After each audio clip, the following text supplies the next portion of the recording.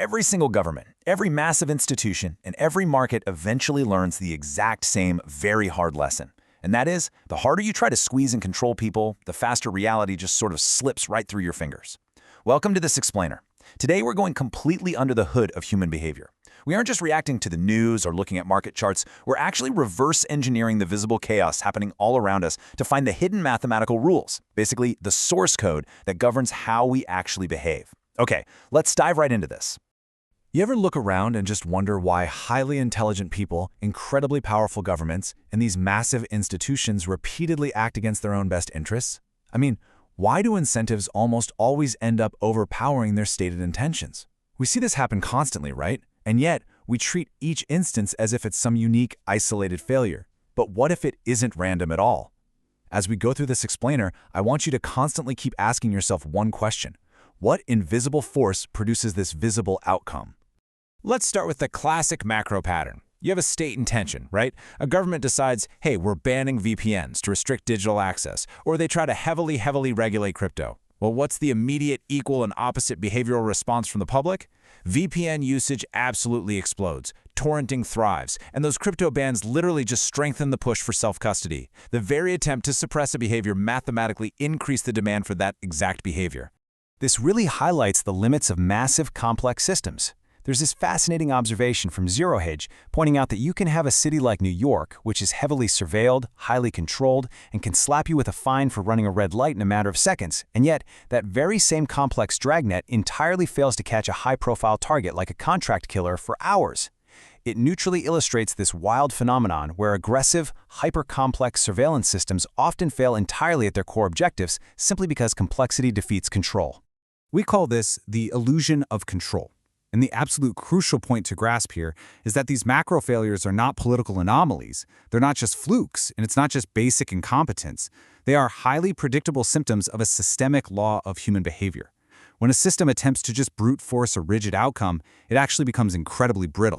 And we see this pop up in economics too. Consider this recent observation from Jason regarding union negotiations where a union leader basically threatened to shut down vital supply chains unless they secured a 77% wage increase. Now, looking at this impartially, it's a prime example of an aggressive attempt to force an outcome. But the second-order consequence of that kind of overreach, it simply accelerates the industry's dependency on alternative solutions like automation. The harder you squeeze, the more the system just naturally routes right around you. Okay, Section 1, the market laboratory, human intent versus execution.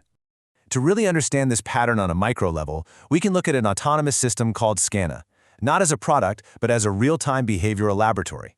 The data we've seen from millions of financial decisions proved a pretty incredible fundamental thesis. The average person is actually not bad at investing. They are just terrible at execution. Because the market is not the story here, the human is the story. Literally every chart you look at is just the visible residue of a completely predictable human emotional cycle. It's like a predictable psychological loop, mapped out perfectly by the laboratory data. A trader's intention is, obviously, to make money. They hit a winning streak. Boom, that's the emotional trigger.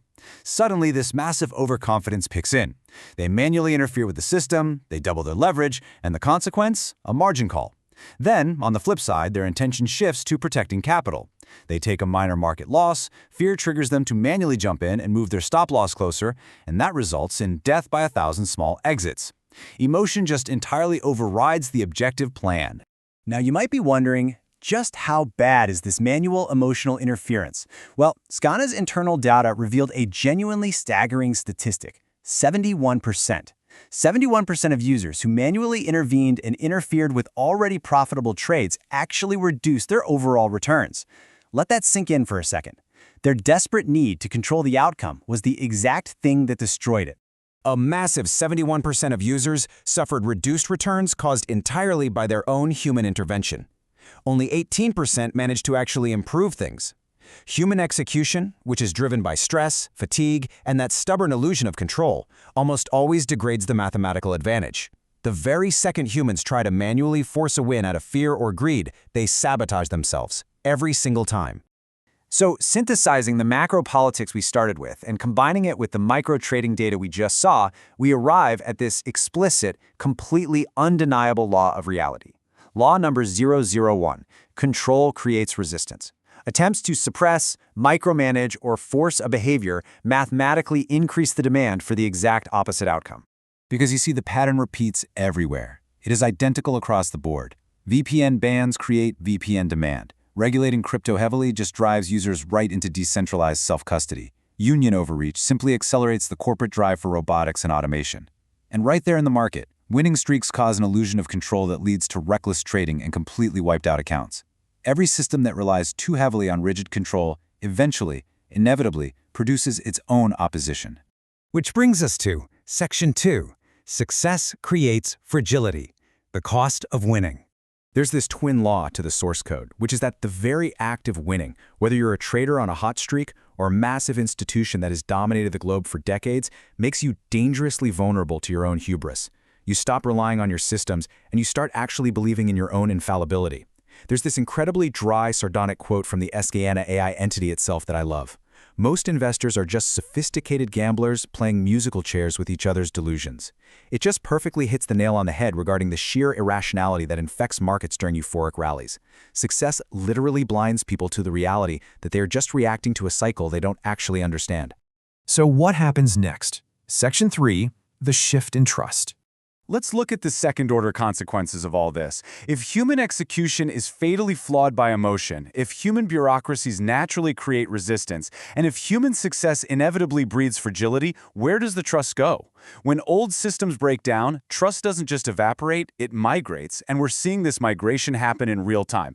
Take this observation noting the Department of Government Efficiency finding massive bureaucratic waste. Impartially speaking, this represents a huge societal shift. As trust in traditional, painfully slow, human-run bureaucratic systems collapses, public faith and capital shift rapidly toward the promise of algorithmic efficiency and systemic transparency. The future really relies on delegating our judgment to systems that just don't feel fear or greed or that desperate, clinging need to over-control everything. Trust is aggressively shifting away from legacy institutions and moving directly toward individual sovereignty powered by autonomous systems. People just want the outcomes, but without all the friction of human ego getting in the way. And honestly, this completely reframes how we need to look at AI. AI is not just some cute chatbot. It's not just a tool to help you write emails faster. In environments where decisions actually matter, AI is becoming an external layer of judgment. It acts as a fortress against human fragility.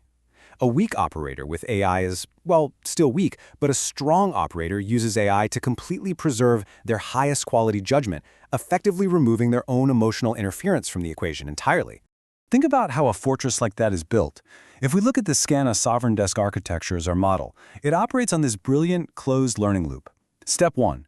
Trade execution. This is handled entirely by the system, not the emotional human. Step 2. The historian reviews the outcome completely impartially, like, did we move the stop too early? Step 3. It creates a structured outcome based on that data. And finally, Step 4. Scout retrieval uses that exact experience to inform the very next decision. The AI retains the experience and permanently corrects flaws without a single drop of human emotional panic. That is the ultimate difference right there. Human execution, it's inherently chaotic. It's totally subject to fear, fatigue, stress, and ego. And worst of all, it forgets its lessons. System execution, on the other hand, maintains calm, unbroken continuity. It preserves judgment when you're asleep, when you're traveling, or when you're panicking. It remembers absolutely every mistake, and it never, ever makes the same one twice.